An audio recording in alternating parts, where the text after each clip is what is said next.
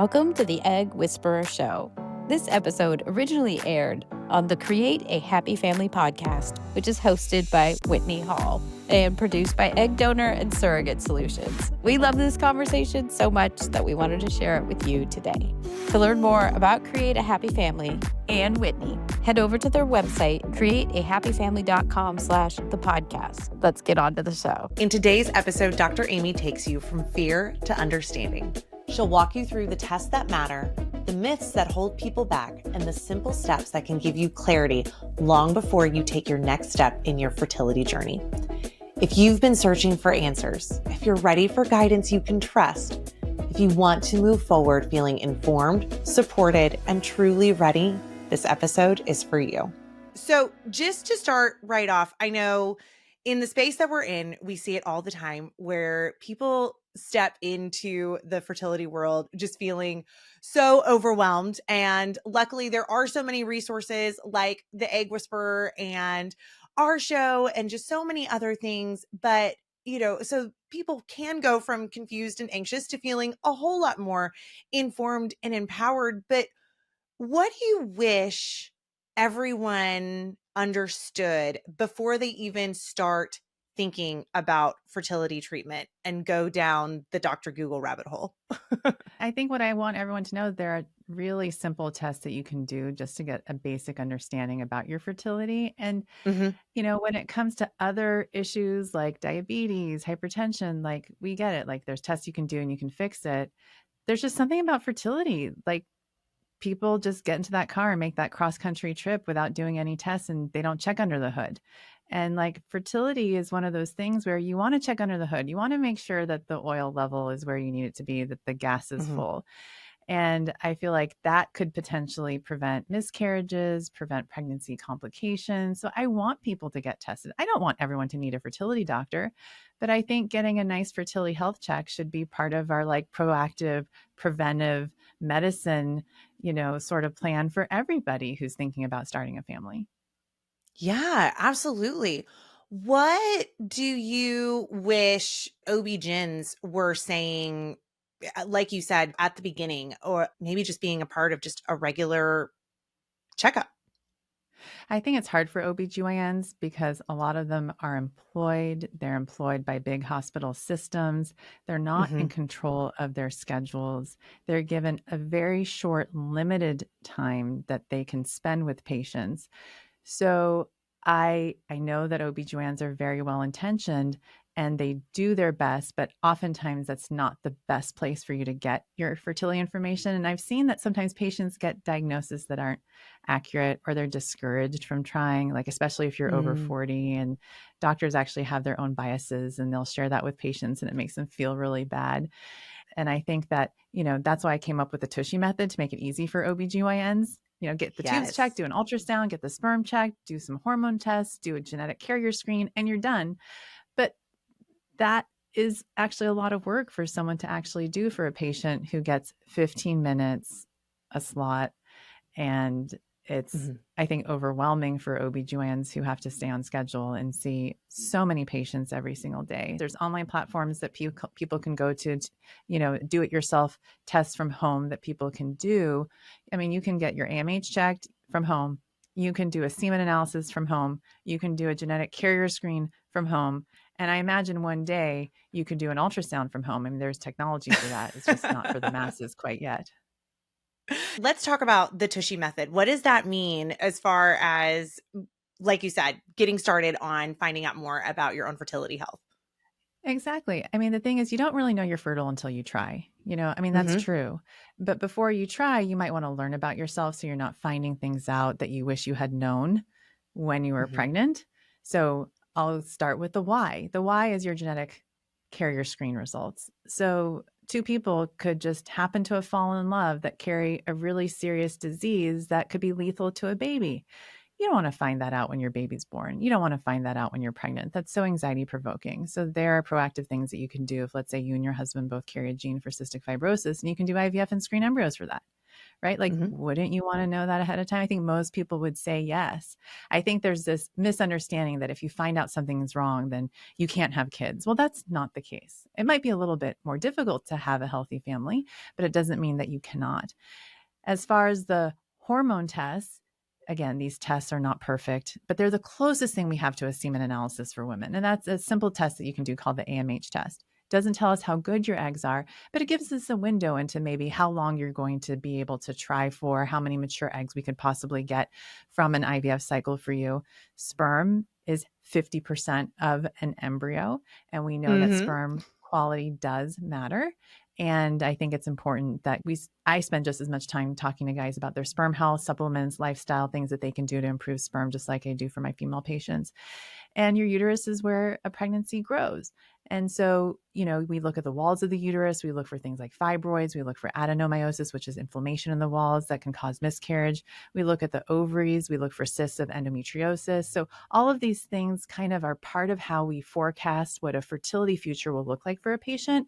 And I think if someone really wants to be proactive, be on top of their fertile health, I think that is important to do.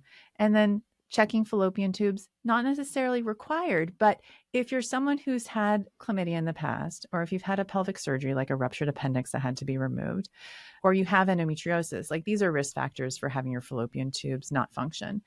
The fallopian tube is where the meet and greet occurs between the egg and the sperm.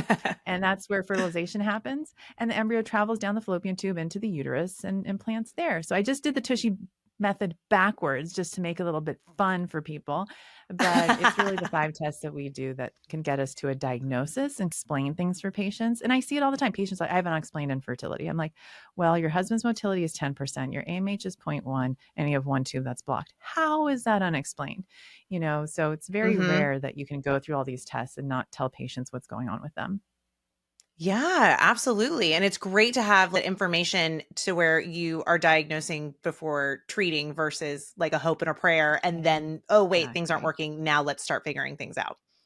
Right. Yeah. Especially as people are waiting longer to have families, you want to know these things ahead of time so that if you want to preserve your fertility through, let's say, egg freezing or embryo freezing, you're doing it before your Mhm. eggs run out. You've kind of already mentioned it. You are seeing patients, that are waiting longer to have their families, patients that are older in their 40s. How does age and just all of those factors truly shape kind of your conversation and those next steps when it comes to when that patient wants to start building their family? Yeah, I mean, I never want to shame anyone or make them feel bad for coming to me at, let's say, 48, ready to start their family.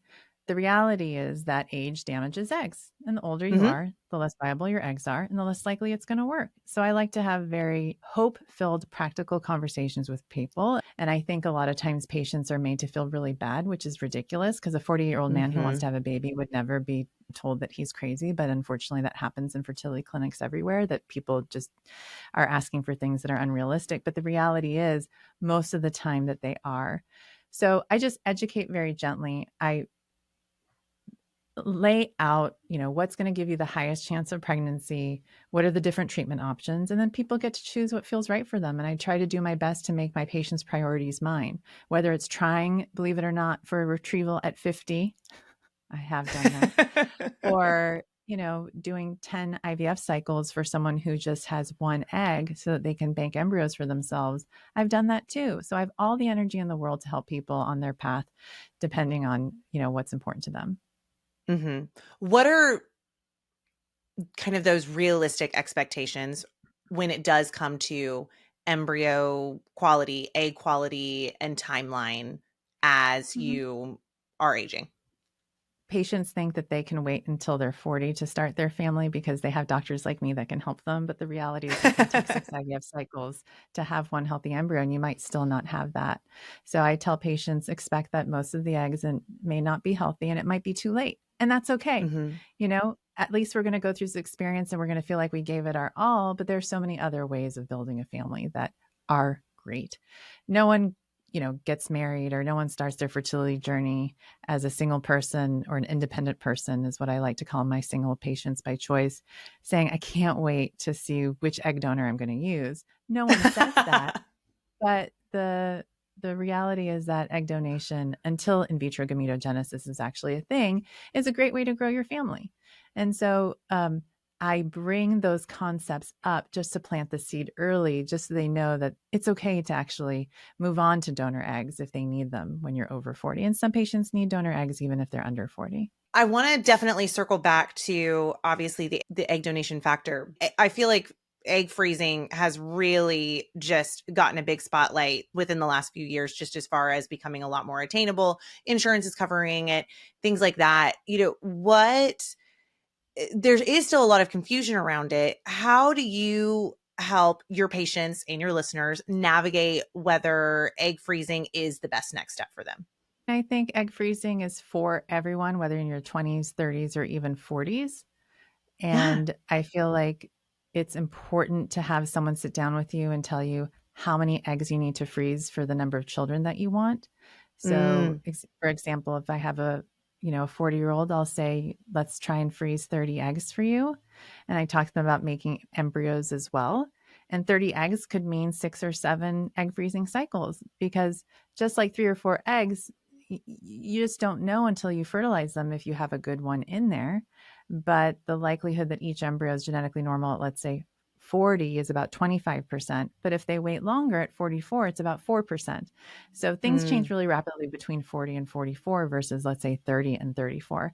And I hope this conversation I will laugh at in the future, because I'm like, oh my God, remember when that was a thing? Like, your chances went down at 44, but there's this new thing that you can take or do to the eggs that makes them more viable. And there is a lot of excitement around technology like mitochondrial replacement therapy. And like I mentioned before, in vitro gametogenesis. But we're looking at probably another 5 to 10 years until these things could be potentially mainstream. You mentioned it earlier as far as freezing eggs and then freezing embryos. What's kind of the pros and cons to either? Some patients are willing and open to being an independent mother. And so I always say to a patient, if you are freezing eggs and you're doing it because you're not partnered right now, would you consider being an independent mother in the next 5 years?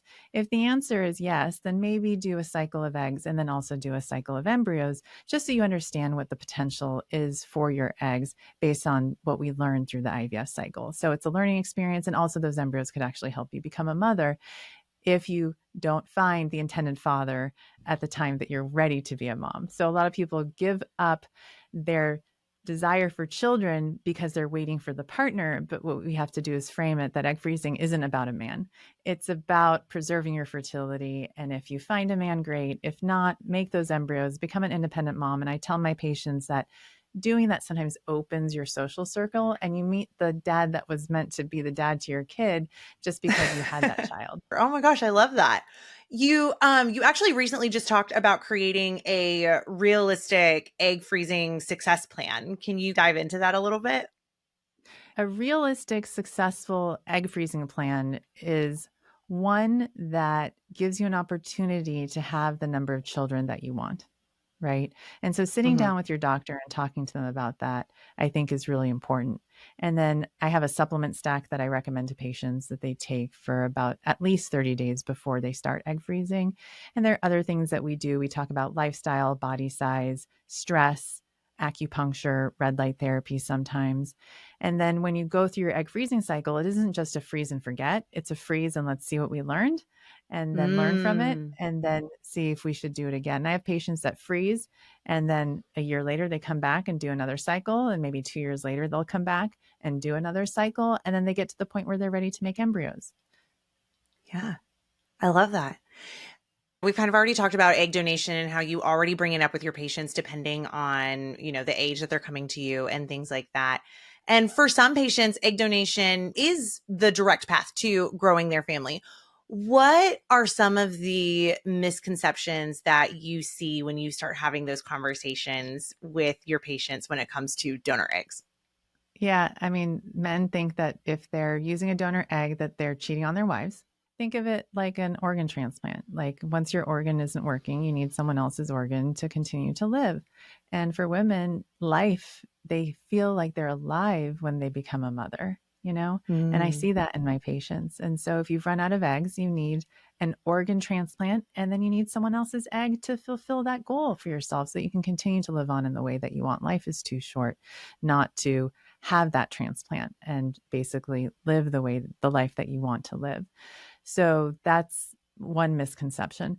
The other misconception is that when the baby comes out, you're not going to bond with it. And you're going to look at the baby and be like, you're not my baby. That has never happened in my last 16 plus years in practice. I haven't had a single patient say, this is not my baby. What I do have patients say is, wow, Aimee, she or he resembles me. This is the baby that I was meant to have. And the only regret my patients have, the only regret who've gone through egg donation, well, there's actually two. I'll share one with you first, is that I wish I had done it sooner. That's the regret. The other regret is, as times have changed, egg donations become more open. And so the one regret that they have is that they didn't listen to me, because I always mention, I think it's important to get to know your donor. If possible, meet them ahead of time, make them part of your family story. And, by knowing them, you can also find out more about their health history. If anything changes, your children will be healthier donor conceived people in the future as children, as adults, if they just know their story from the beginning. So I've had patients that have come back and say, wow, I really wish I didn't use, let's say, an anonymous egg bank, or they really learn through a lot of the things that they're hearing and reading on social media and talking to therapists about how anonymity is definitely a thing of the past. And it's actually cool to get to know your donor. So that's one of the other regrets that people have. Yeah, 100%. We've definitely, our agency has a known and an unidentified, program. And that known program, it does give you the ability to, at minimum, you have access to health history, which that alone is just so important whenever you're, raising your kiddo. And then having the ability to get to know that person is so helpful. Talking to, donor conceived people as they've gotten older and, are figuring out who they are.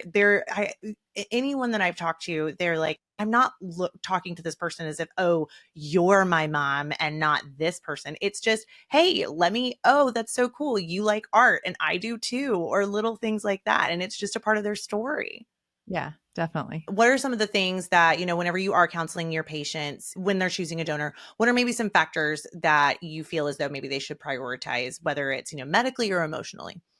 Yeah, I want them to find some sort of connection with the donor, whether it's a hobby or where they went to school or what they do for work. And I tell them not to focus so much on the physical characteristics. You're not going to find someone that looks exactly like you most of the time. Sometimes we do, but not most of the time. I think health history is important. Mental health history is important. Family history is important. But things like the donor's mother's shoe size is not important. This is a super great example. Yeah.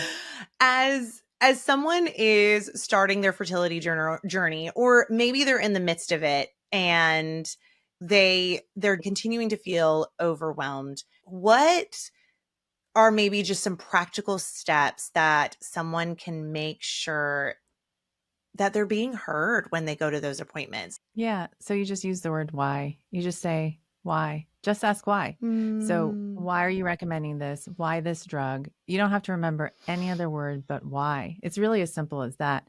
And I had this experience with someone not that long ago, and every sentence, and I talk a lot, and everything that I do, I explain it like, this is the medication, these are the side effects. And then she kept saying, why? And I thought it was lovely. It was very endearing. And I said, I really appreciate that you are saying why every time I end a sentence, because I feel like this experience is going to help me teach other patients how to be advocates for themselves if they don't understand what's being shared with them. Rather than smiling and nodding and then walking away fully confused, you just say, why are you recommending that? Why did you just say that? Why this protocol? Why this next appointment? Why this blood draw? That's really all you need to say. And then you have to own your own health history. So when you go into these clinics, assume they don't know who you are.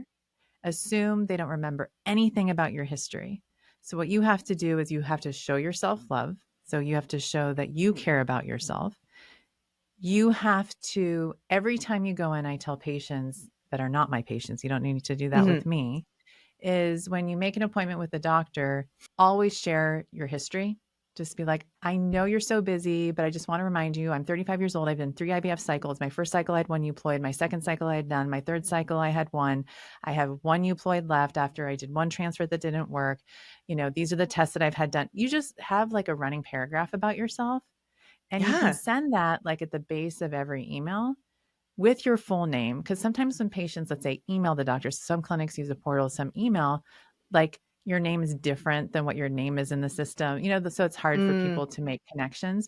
So I think it's important to like have that running summary for yourself so that when you go to the clinic, you can have, printed out notes and you can share it with your doctor. Just like real quick, I know you have so many patients that this is my story.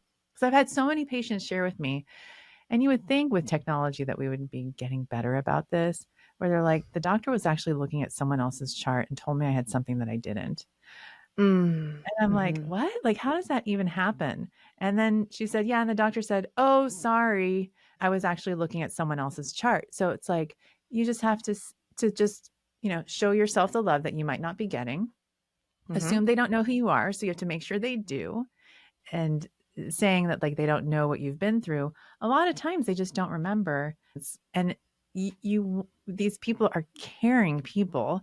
You just have to help them out more now than we did need to, let's say, 7 or 8 years ago. So the culture of Sure. medicine has changed. How we take care of people has changed. In the old days, we used to say, don't Google it. Now Mhm. the things have changed so much. It's like, why are you even asking me? Go to ChatGPT. I love that because I think there is this general kind of sense of, you walk in and it's not that they don't care about you. It's just there's been an explosion of patients, but there's this idea of like, well, if they don't remember me, then they don't care about me. And if they don't care Mhm. about me, then are they really giving me the care that I need? Right. So you have to do it for them. You have to almost think of yourself as you're their assistant, literally. And I have patients that are like, you probably have my records from all the cycles that I've done. I'm like, how would I have those records? Before I even see a patient, I have a whole checklist of things that I need, and I Mhm. require them before I even meet with people. I want things to be carefully reviewed so I can provide the best opinion for them and guide them in the best possible way. But other clinics aren't going to do that. So you have to do that for yourself if they're not doing it, if you're going for another opinion. That's so great and such fantastic practical advice. Is there any, just kind of go-to questions that you feel like anybody should bring to a first consult? What's my diagnosis? What's my prognosis? And what are the different treatment options? And what would you do if you were me? That's it. Mm. Done and done. Yeah, I love that's it. it. Yeah, that's all you need to ask. And you'll walk away with all the information you need so that you can sit down with your, fertility psychologist or your mom or your partner if you're partnered and come up with a really great plan and a timeline. Is there any time throughout someone's experience where you feel like there's kind of a go-to, I would go and seek a second opinion for that? For me, it's not about second opinions based on what I'm recommending. It's experts to help support my patient on her journey. So it'd be like an endometriosis expert. I'm not going to do your laparoscopy for you. I'm not an Yeah. expert excision surgeon, but unfortunately, a lot of patients waste time getting surgeries done by people who are not minimally invasive gynecologic surgeons. Reproductive Mm. immunologists, like I'm not an expert immunologist. I'm not going to waste a patient's time doing that. So I'm going to have them get another opinion. Fertility genetic counseling. I'm an IVF doctor. I'm not a geneticist, and I want patients to get the most accurate information about their embryos and what the abnormalities are. So get another opinion from someone else. Don't just get the information from me. I want them to talk to someone else about that. What do you find patients are most surprised whenever they sit down with you, whether it's, as they're going through the Tushy method or they are having that first consult? What are, maybe some things that patients seem to be most surprised about? That they're finally hopeful again, Mm. that they're not as scared anymore. They feel less overwhelmed. They feel like they understand the things that, that you asked me, what are the things that patients should ask? I actually tell them those things during the course of my call. I always start off with, what are your goals? What are your priorities? What treatment do you want to do next? What do you think the diagnosis is? And then I go through what I think it is, what we're going to do about each of them. And then I lay out a plan and share with them what the pregnancy rates are for each of the different types of treatment options. And then we talk about next steps. Perfect. Are there any red flags that you just feel like no one should ignore? Yeah, I mean, no one should ignore severe pain with periods, heavy periods. I mean, that's endometriosis. No one should ignore absence or super regular periods. That could be early menopause or PCOS. No one should ignore, let's say, testicular pain, groin pain for a guy. That could be a sign of testicular cancer. No one should ignore relationship issues. If your partner is not showing up for you, they're not going to show up for you in pregnancy, and they're sure as heck not going to show up for you when you're a parent. And I don't think any woman has a baby to give it to a man 50% of the time. Fact. And I think no one should ignore depression, anxiety, PTSD, and trauma. So I feel like those issues should be addressed before you start treatment. 100%. It really is a just full human experience. Yeah, it really period. is. Yeah. The fertility world has evolved. What do you wish were maybe some of the biggest myths that you would hope that people would unlearn? That just because you have regular periods means that you're fertile. Just because you look really good on the outside and you look amazing and super young, that your ovaries look the same way, that it's just a woman's problem, because it isn't. I wish people would unlearn things like abortions cause infertility, because they don't. Same thing about birth control pills. Birth control pills mask infertility. They don't cause infertility at all. So those are just some of the big ones. For your listeners, just for them to walk away feeling, empowered, what message, with all of this amazing information that you've given us, what message do you hope that they remember? I think I want them to remember that hope never killed anybody. No one dies from hope. It doesn't hurt, and it's okay. Yeah. I think a lot of patients are so afraid to get excited or be hopeful because they're worried that somehow they're going to get disappointed. And I'm like, life's too short to just live in fear all the time, in constant panic and worry. And it's okay to live a year feeling hopeful that you might get pregnant naturally. There's nothing wrong with that. So that's just something that I share with my patients. Absolutely. What gives you hope about the future of fertility and fertility medicine? What gives me hope is that people actually keep coming in wanting to have babies. I mean, if you look at the news today, you would think people would be like, nope, I'm good. No more babies. Look at this world. It's insane. But people still want to bring love into this world. There are lots of loving people out there. So that just brings me lots of hope. It's really fun to get to do what I do. And I get to meet these babies. People come and meet me with their babies. I meet them at the park. They come over to my house. I mean, it's just really amazing to be part of, the community that I live in. And then to have these special relationships with the families that I've helped over the years. I have babies now that are in college. It's amazing. And it's so fun to see that full circle. Yeah. Well, Dr. Aimee, I have one last question for you. And truly, I mean, all of this has just been such a wealth of information. So, thank you so, so much. My last question for you, you have seen me over here just drinking my cup of coffee. And for anyone who knows me, they know that coffee and I are never far from each other. So I always love to ask the question, what has filled your cup today? Literally or figuratively, what has been the thing to fill your cup?